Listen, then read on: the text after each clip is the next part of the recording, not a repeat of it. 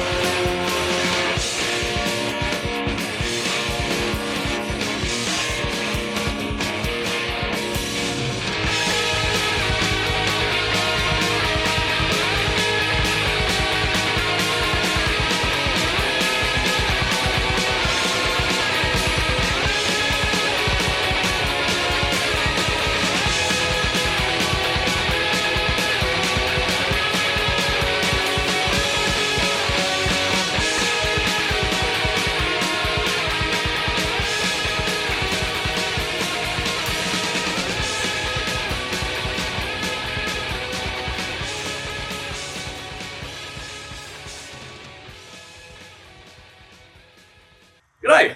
Welcome to Best Bikes in SA. We try and find the best bikes in South Australia. 1980s CR250. People, maybe even my age, don't fully appreciate the crazy times of late 70s, early 80s in motocross development. 78, 79 models of these were a big update, close cousins to themselves. This 1981, new frame, lots of other upgrades for 1 year. And then it was put in the bin for a brand new liquid cool model that came out the year after. And I can sit here and scratch my head wondering why they would pour so much money into something that they knew was only going to be for 1 year, but everyone else was running at such a quick pace as well. You had to keep changing or else you just lost altogether. It's weird seeing a Japanese bike with chain and sprockets on the right-hand side, not the left. The first CR Elsinore 70 series, they were on the other side. With the later models, they switched to this. So much money must have just gone into development. It really just makes me miss that I wasn't there to sort of see it. The CR is not my kind of bike. I prefer something a bit more powerful. Nev here, he owns this one. Tell me why you like it. Because it's red, it looks shiny, and it cost me an arm and a leg, so don't offer any money for it because you're not going to get it. I'm not very up to speed on the... They call this vintage motocross because when I was younger, that was pre-1975. Yeah. Is there a different term for no, these? No, just vintage motocross is what it is. Okay, and then they just break up categories. Yeah, they break up categories and year periods. And this is an evolution model, which is a development from the old twin shocks, which was more upright. So I've gone on from there, and then of course then you go to post classic, which is water cooling and all the rest of it. So there's quite little bits of differences. What's it like practically running a bike of this sort of age and actually racing it? Because I'll be so scared of busting something that I couldn't get replaced, or is there enough of the network that everyone knows that they can go to? Because in doing some research today on this, I couldn't find maybe Honda Australia might, but a couple of dealers' websites I went to don't even list the CR250 for spare parts. No. At all. No. I had to go to the US to actually find some parts information on it. You are as general Honda parts, good luck. You can get some stuff like scratching up, you can still pick up the intake of the car, brand new, all on, so that's great.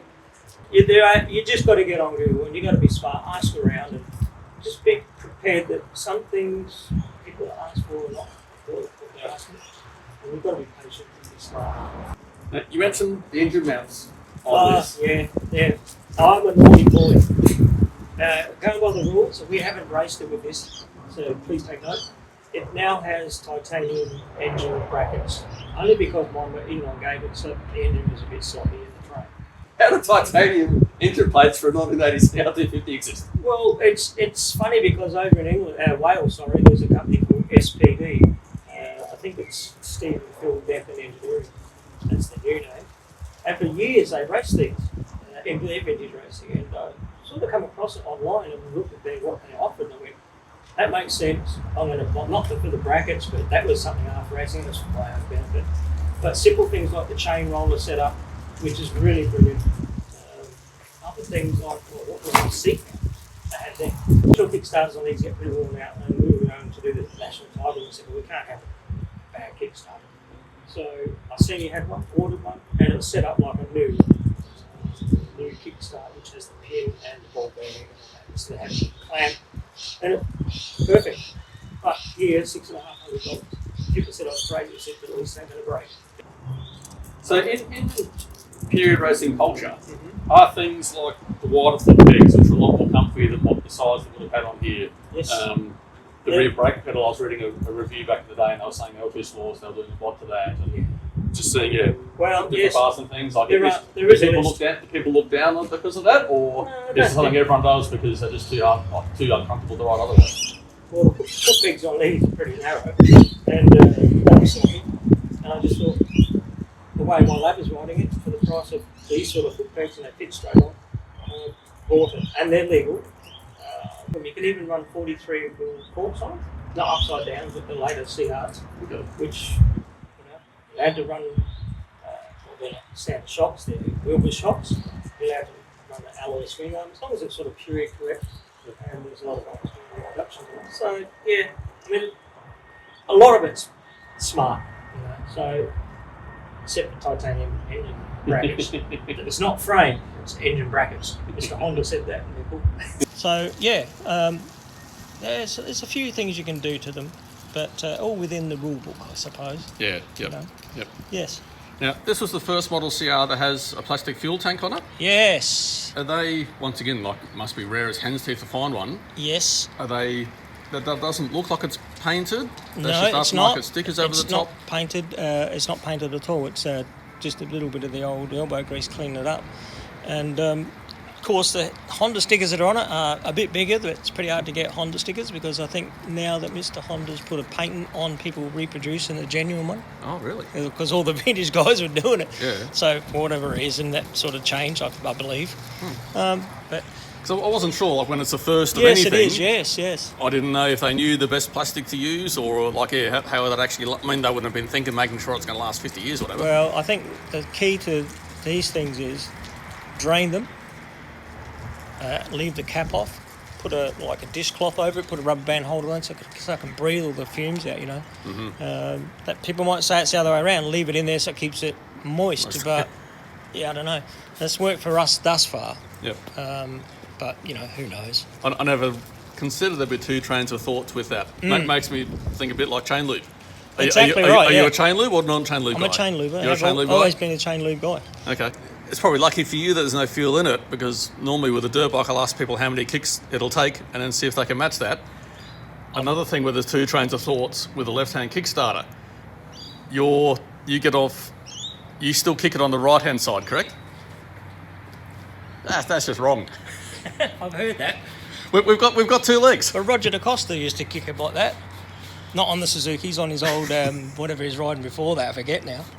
Yeah. Well, next time I'll tell him. I'll say the same thing to him. Yeah. You got two legs. You should use them both. It feels really weird because we all grew up kicking with our right, and people that started on European bikes just get on the Huskies and give them a kick, and it's like, yeah, maybe I just got to toughen up and learn. Each episode we do a quiz. Oh, there we go. To find out how much people know about their bikes. Okay. This could be everything. What's your credit score? According to Redbook, when these were brand new sold in Australia, were they under or over $1,700? Pass. I don't know. Do you know the actual colour, code and name that's used for that red? No, I don't. No. No, do you? Yes. It's not Tahitian. Because I looked it up. Yeah, yes. Really? Yes. Oh, funny that. Because that's not what I was told. Okay. Well, We'll beg to differ on that one. Well, apparently it's R23, which is Tahitian red. So working on the engine on this, how many bolts hold the left-hand crankcase cover on? I never count them, but I've got to swing a bolt. I've got to swing the spanner a fair few times. There must be,